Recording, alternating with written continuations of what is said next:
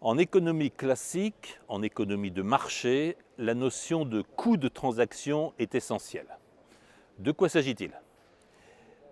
Chacun peut le mesurer dans ses achats les plus quotidiens.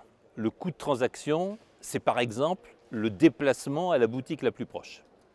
C'est par exemple le fait qu'avant même d'acheter, il faut soit avoir retiré de la monnaie des espèces à la banque ou à un distributeur automatique, ou il faut disposer d'une carte de crédit, ce qui ne va pas sans frais.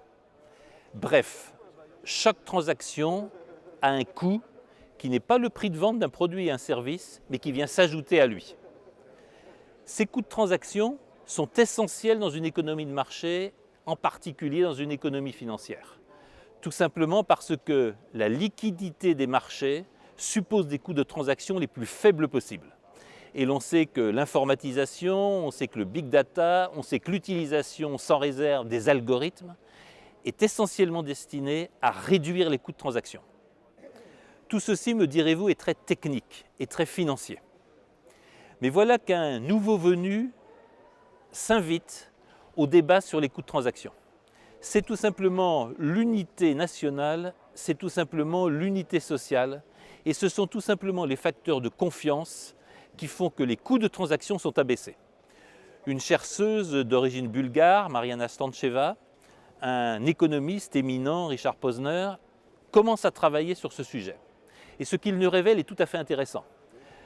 Quand on négocie un bien ou un service entre des gens qui parlent la même langue, le coût de transaction est abaissé. Quand on négocie un bien ou un service entre des gens qui partagent les mêmes valeurs, les mêmes fondements moraux, qui ont grandi dans le même système de lois, de normes et de règles, qui partagent la même société, les coûts de transaction sont réduits. En revanche, dans une société où ceux qui font des transactions et ceux qui échangent ne partagent rien, ni les mêmes normes, ni la même langue, ni les mêmes références juridiques, les coûts de transaction sont à leur maximum. Nous en verrons un exemple simple dans ces transactions entre entreprises qui, voici 20 ans, se traduisaient par un contrat de 3 ou 4 pages fondé sur la volonté des parties et le libre accord des parties. Les mêmes contrats aujourd'hui font 300 ou 500 pages parce que la confiance ayant disparu, tous les cas de figure doivent être juridiquement prévus et juridiquement bordés. Et nous imaginons bien qu'un contrat de 3 pages ne coûte pas, n'impose pas les mêmes coûts de transaction qu'un contrat de 300 ou de 400 pages. Ce que nous disent Mariana Stancheva, ce que nous dit Richard Posner est essentiel. Une société unie, une société fondée sur le partage des mêmes valeurs, des mêmes règles, des mêmes références, de la même langue aussi, est une société qui permet d'économiser des coûts de transaction. Le multiculturalisme est un facteur d'explosion des coûts de transaction. La mobilité infinie, le fait qu'il n'y a plus de référence commune sur un territoire commun, c'est un facteur d'explosion des coûts de transaction.